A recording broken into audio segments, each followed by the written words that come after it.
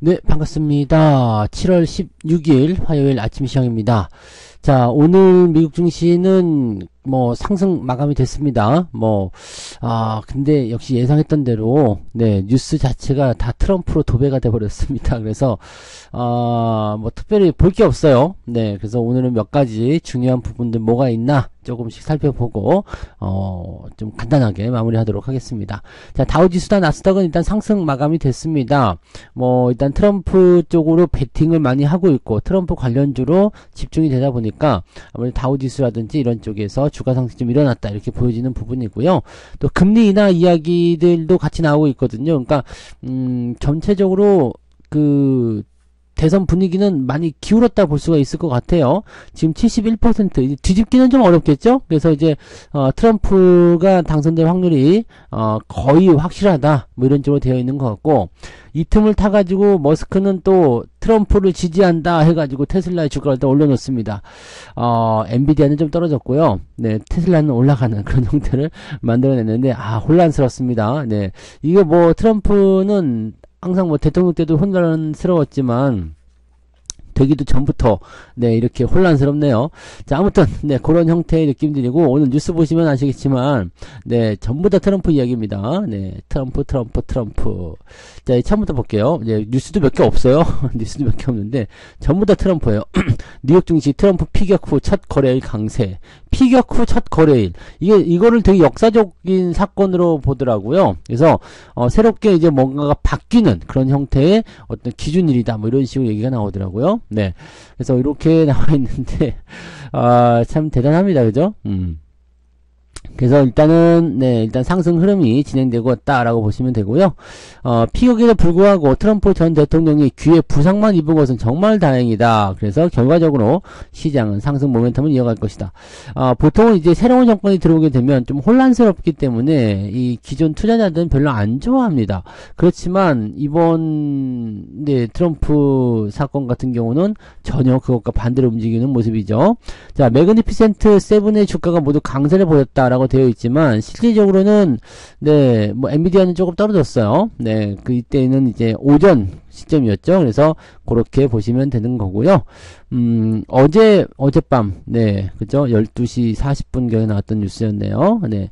그런 식이고 그리고 특이한 건 없었죠. 네. 전부 다 트럼프 피격 어쩌고저쩌고 그 얘기고요. 자, 그다음 걸 한번 넘어가 볼게요. 다우지수 또 사상 최고치를 경신했다. 트럼프 관련주가 폭등했다. 네. 트럼프 랠리, 미증시 일제히 상승, 이렇게 되어 있어요. 도대체 뭐지? 라는 생각이 들 정도로 뉴스가 그런 쪽으로만 집중이 좀 되어 있는데 한번 볼게요. 일단 트럼프, 후보자라고 봐야 되겠죠? 자, 후보 아직 등록도 안 했잖아요. 근데 여기에 어떤 승리 가능성이 높아지게 되면서 재선 시에 수혜를 입을 것으로 예상되는 거. 예전 트럼프 관련주라고 봐야 되겠죠. 그래서 이쪽 주식에 매수세가 쏠렸다라고 되어 있습니다. 그 다음에 국채시장은 보편 관세 부과 등으로 인해서 인플레이션이 가중될 수도 있다라는 우려감이 나타났다. 근데 조금 이따 보시면 아시겠지만 파월 의장이 또 인플레이션 걱정 없어요 라고 또 얘기를 해버렸단 말이지. 이렇게 되면은 좋은 거에다 좋은 것도 더하는 거 아닙니까? 이 랠리를 트럼프가 만들어 갈 것 같은 느낌이 좀 드네요. 11월 대선에서 트럼프 전 대통령이 승기를 잡았다고 판단하는 분위기다. 이게 암살 미수 사건이기 때문에 그렇죠. 이게 유야무야 묻힐 것 같지는 않고요. 뭔가 굉장히 큰 획을 그은 것 같아요. 시기적으로는 일단 그런 모습인 것 같고요. 그래서 이렇게 된다라는 것은 굉장히 강력한 그런 의미가 좀 있을 것 같아요. 여기다 이제 파월 의장은 최근에 물가 둔화 지표가 잇따라 나오는 것 관련해서 인플레이션이 둔화되는 것에 확신을 높게 가지고 있다. 이렇게 하고 있습니다. 그래서 더 좋은 데이터 중 일부를 얻고 있다. 이런 식으로 얘기를 했습니다. 자, 그런 가운데에서 트럼프의 당선 수혜주가 움직였다. 트럼프 미디어가 30% 올랐죠? 네, 31.37% 올랐고요. TMTG의 제휴업체인, 이게 트럼프 미디어인가요? 네. 여기에 제휴업체인 비디오 플랫폼 럼블 동안 20% 상승했다. 야, 여기 미국이나 우리나라 다를 게 없어요. 그죠? 총기 제조업체인 스미스 앤 웨슨의 주가는 11% 올랐다. 야, 이 총기는 또 왜 오른 거야? 네. 교도소 운영사. 이거 교도소 운영사 GEO 그룹 주가도 9% 상승했다. 이거 뭡니까 도대체? 총기, 교도소, 야, 근데 교도소를 운영하는 회사도 이게 주가가 상장이 되어 있구나, 미국은. 이건 처음 알았네요. 네, 총기, 교도소, 이것도 올랐다. 미국이 코미디를 하고 있는 것 같은데. 자, 아무튼, 트럼프 전 대통령의 승리 가능성에 무게를 뒀다. 국채 수익률이 큰 폭으로 뛰었다. 불안하다. 이렇게 얘기가 나오는 부분이 되겠죠? 네. 재밌네요. 네, 재밌는 일들이 많이 있네요. 자, HD 조선, 한국조선해양이 STX 중공업을 인수한다. 이 얘기는 어저께 방송에서 좀 잠깐 해드린 것 같은데, 이렇게 되면 이 인수하는 입장이 조금 더 나을 것 같아요. 네, 물론 이제 이 STX 중공업 같은 경우도 팔려가니까 좋은 소식이 될 수 있겠습니다만, 네, 요거는 지금 등치가 더 커진다라는 어떤 느낌이 좀 있겠죠. 한때는 진짜 이 STX가 시장을 선도하고 주도했었던, 그때 언제였죠? 2006년, 2007년, 뭐 이때쯤이었죠? 시장의 대장주였어요. 대장주. 그냥 주도주였다고 보시면 되는데, 이런 게 이제 역사 속으로 사라지게 되네요. 뭐 특이한 건 없어요. 네. 특이한 건 없고, 그냥 이 HD 한국조선해양이 HD 하여튼 이렇게 됩니다. 얘네들 이름이 너무 길어가지고 좀 그런데 이 한국조선해양이 STX 중공업을 인수하는 것으로 기업 결합을 승인했다 이렇게 되어 있습니다. 네. 다만 이제 3년간 경쟁사의 최소 물량 보장 등등등 해가지고 이렇게 되어 있다라고 되어 있어서 독점하는 것에 대한 부분들은 약간 좀 방어를 좀 줬다라고 보시면 되겠죠. 근데 어쨌든 결과적으로는 이 한국조선해양도 좋은 소식, STX 중공업도 좋은 소식이 됐습니다. 네. 그래서 요즘에는 이제 약간 이렇게 M&A가 시너지를 좀 발휘하는 게 나타나면 괜찮죠. 네. 자, 그런 부분이 좀 있었고, 반도체 3강, 네, 한미반도체가 3강으로 포함시키긴 좀 그렇지 않나요? 근데, 네, 이거 부품주잖아요. 그러니까 이건 좀 장비, 소부장이라고 봐야 되니까 이거는 소부장의 대장 이렇게 봐야 되지만 삼전하고 하이닉스에 끼어들어야 좀 애매한데 네 이거 하이닉스의 영향을 받잖아요. 그러니까 하이닉스가 떨어질 때 한미반도체 떨어진다. 아니면 그런 부분이 있을 수 있는데 도대체 왜 그래요? 이거는 안 봐도 되겠습니다만 네 여기 내용하고는 좀 다를 수 있어요. 네 어떻게 다르느냐? 주가가 그동안 더 많이 올랐잖아요. 네, 이거 한번 보도록 합시다. 왜 그런지 한번 보자고요. 도대체 너는 왜 그랬니? 이렇게 되어 있는 거 지지부진한 이야기. 상반기 동안은 많이 올랐는데 많이 올랐기 때문에 떨어지는 부분이거든요. 근데 하이닉스가 올라가게 되면 증권가에서는 이게 문제야. 맨날 더 큰 게 온대. 더 큰 게 어디에 온다는 거지. 근데 이미 많이 올라간 주식은요. 상승에는 좀 제한이 걸릴 수밖에 없어. 근데 실질적으로 한미반도체가 그렇게까지 많이 안 빠지지 않았습니까? 네. 18만 9천 원이 역대 최고가였는데 15만 7,900원. 이게 빠지긴 전부 다잖아요. 16%. 근데 그동안 올라온 거 생각해야지. 그죠? 그러니까 이렇게 생각하면은 잘 못 올릴 뿐이지 내려가지 않습니다. 즉 반도체 관련주들이 그렇게까지 나쁘지 않은 상태예요. 네, 그래서 그런 식으로 보시면 되고 지금이 고점이다라는 지적은 사실 이건 신경 쓰지 않으셔도 됩니다. 물론 개개별의 종목에 따라서 고점이다 아니다는 얘기가 나올 수 있겠습니다만 지금 현재로서는 잘 못 간다. 네, 인기가 조금 시들해졌다. 그런 식의 느낌이라고 보시면 되겠어요. 하이닉스 발주 계속 나오죠. 하이닉스 실적 계속 좋아집니다. 그럼 관련 기업도 계속 움직일 수 있는 가능성이 있어요. 또 삼성전자와의 관계 개선. 요거는 삼성전자하고 좀 관계가 조금 애매하다는 부분이 있죠. 네. 그러니까 요런 거는 조금 애매한 부분이 될 수는 있겠는데 이 한미 반도체 같은 경우는 하이닉스하고 연결되어 있지만 삼성전자하고도 해야 된다. 이런 식으로 얘기가 있어서 이거는 좀 약간 억지스럽지 않나 생각이 좀 드네요. 네. 근데 아무튼 한미 반도체 같은 경우는요. 그냥 많이 올랐기 때문이다 라고 생각하시면 됩니다. 내려갈 이유는 아직은 없다고 생각해요. 네. 자, 두산 쪽에 있는 거 지배구조 개편, 두산 그룹주 요동치고 있다. 요거는 어제 저녁 방송 참고하시면 됩니다. 저녁 방송 후반부에 얘기 좀 해드렸으니까 참고하시면 되고요. 뉴스 거의 없어요. 이거 내 방송 보고 사는 건 아니겠지? 이거 다 얘기했던 것들이잖아요. 이제 보니까. 자, 그 다음에 파월. 9월 금리 인하 깜빡이를 켰다. 파월도 많이 늙었다. 이제 트럼프 당선된다니까 또 얼마나 또 속썩일까. 이거 그만해야지 이 생각하고 있는 것 같아요. 네. 9월 금리 인하 가능성을 99.9%. 야, 이 정도까지 잡은 적이 있었나요? 99.9%는 처음 보는 것 같은데, 이건 거의 확신한다라는 얘기가 되는 거죠. 이러다가는 7월달도 나오는 거 아니에요? 아직 7월달 FOMC까지 2주, 3주 정도 남았잖아요. 1주, 2주, 3주, 그죠? 3주 남았으니까, 올 가능성 있는 거 아닌가? 싶은 생각이 좀 드는데, 네. 자, 아무튼, 네.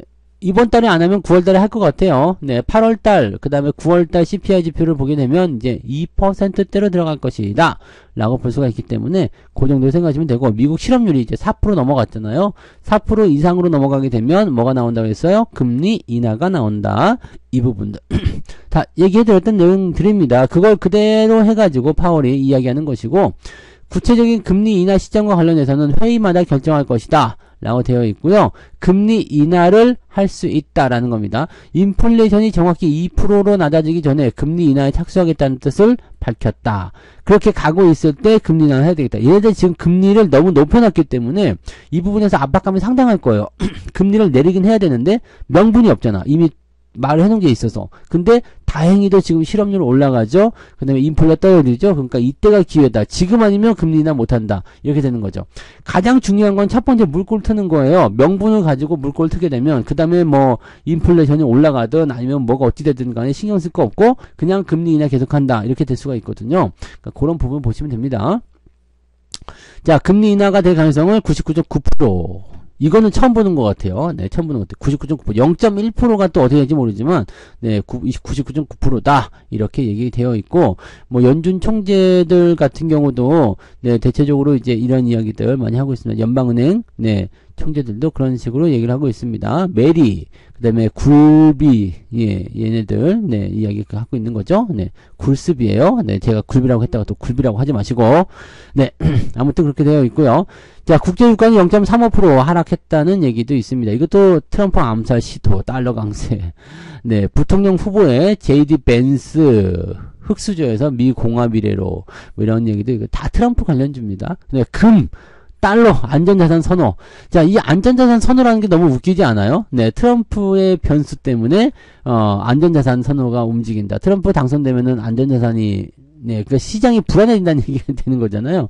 그 다음에 방산주, 가상화폐 들썩들썩했다 이런 얘기들. 네, 아 참, 네, 고금리 막차 타자. 네, 올해가 마지막이다. 네, 금리가 떨어지게 되면 이제 더 낮아진 상황이 될 것이다. 그런 얘기들 나오고 있는 것 같아요. 자, 그러다 보니까 이제 금리와 관련된 부분에서의 종목군들이 많이 나타날 수가 있는데 그 중에서도 가장 얘기 있었던 게 뭐였냐면 집값 이야기 있었어요. 네, 집값 건설주도 올라간 거 여기 있죠. 금리 인하 시그널에 아파트 값이 들썩. 네, 금리가 떨어지면 아파트 값이 뛰겠죠. 왜? 빚내서 투자하고 난 사람들이 많으니까요. 자, 그래서 금리 인하가 본격화되는 시점부터는 이제 아파트 값이 이제 상승하기 시작한다. 이미 뭐 서울 쪽에 이런 그 서울을 중심으로 한 부동산 매매 가격이 상승세를 보이고 있다. 이렇게 되고 있습니다. 그러면서 건설주들이 움직이기 시작했는데 삼성물산은 이제 지주회사 쪽으로 봐야 되기 때문에요.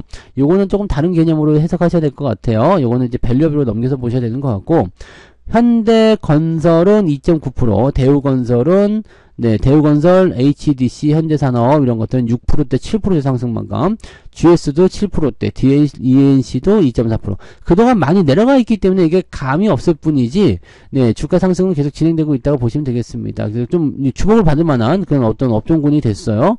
그래서 건설주가 이제 반등하기 시작한 것은 금리 인하 기대감, 이것도 트럼프 때문이죠. 네. 그렇게 됐고요. 그 다음에 높은 분양가에도 불구하고 서울의 청약 경쟁률이 호조를 보이고 있다. 그러니까 집값을 높여놓은 상태에서 그냥 그대로 다시 가겠다 이런 식의 얘기가 나오는 거라서 결국은 집값 잡는 거는 실패했다라고 봐야 되겠죠. 네, 금리 인하 이 고금리 기조에서 충분히 이걸 만들어놨을 때 이거는 누구의 책임도 아니고 한국은행, 네, 그죠? 한국은행의 책임입니다. 금리를 못 올리는. 네, 금리를 안 올리는 그 배경에 있다 보셔야 되겠죠. 여기서 이제 금리 인하가 떨어졌을 때 우리나라가 이제 금리 인하를 바로 하진 않을 것 같긴 하죠. 근데 우리나라도 되게 이상한 게 그때 뭐라고 했냐면 물가가 떨어지게 되면 우리도 금리를 인하시키겠다. 우리는 금리 인하 안 해도 되거든요. 네, 근데 금리 인하를 하겠다라고 얘기를 하고 있는 모습이에요. 네. 뭐 아무튼 그래서 건설주들의 움직임들이 굉장히 강세를 보였다라는 부분도 생각하시면 되고, 이 개세건설도 드디어 이제 네 추세를 돌릴 때가 왔는가라는 생각이 좀 들 수도 있죠. 진짜 이런 것들 보면 한번 주가가 바닥을 쳐버리면 너무너무 오래 걸리긴 하죠. 네, 건설주들의 봄날이 올 것인지 한번 지켜볼 필요는 있겠습니다. 이런 내용들 있었고, 뭐 그 외에는 뭐 아시겠지만, 네, 특별한 게 없습니다. 네. 갓비디아, 한눈판 개미, 뭐 이 정도 이런 중요하지 않아요. 이런 것들은 다 필요 없는 거고. 네. 엔비디아는 0.62% 정도 하락했다. 하지만 반도체 지수는 올랐다. 왜냐면 다른 반도체 종목들이 올랐기 때문이겠죠. 네. 여기도 이제 트럼프를 미 공화 대선 후보로 공식 지명했다. 네. 하하. 친기업 트럼프 당선 가능성에 네, 상승했다. 뭐, 다 트럼프죠? 트럼프. 이러니까 내가 재미가 없어요. 네. 뉴스가 트럼프야. 트럼프의 도배가 됐어요. 자, 루시드, 리비안, 테슬라 제외 전기차 일제히 급락했다. 테슬라는 나는 트럼프판 그래서 올라간 거고, 루시드나 리비안은 급락했다. 전기차 쪽이 조금 안 좋을 수도 있을 것 같다는 느낌이 좀 있네요. 네. 이런 부분들 체크하시면 되겠고요. 네. 자, 수출입 물가 한번 보도록 하죠. 6월 수출입 물가 오름세로 전환되었다. 환율 상승의 여파라고 하는데 지금 달러 강세를 또 보이고 있기 때문에 네, 환율이 조금 더 올라갈 수도 있습니다. 네, 그런 부분들이 있고요. 일단 이 수출입의 어떤 물가 자체가 올라간다는 것은 이제 원재료 부담감 이런 것들이 나타날 수가 있겠죠. 네, 원재료가 올라갔다. 그래서 중간재도 같이 올랐다. 이런 식으로 되는 겁니다. 그래서 물가가 올라가고 있는 상황. 이러면은 우리는 어떻게 되는 거예요? 네. 한국은행 총재가 얘기하는, 네, 그 2%대 나올 수 있는 거야? 네, 글쎄오시다. 라는 식으로 볼 수 있는 거지. 네. 그 내용들로 우리가 참고하시면 되겠고, 이거는, 네, 물가는 지금 현재로서는 뭐 당장 적응할 것 같지는 않아요. 근데 실제적으로 보게 되면은 이제 기준 수출 물가는 전년보다 0.1% 정도 하락했다라고 되어 있는데 이거 체감이 있어야죠. 네.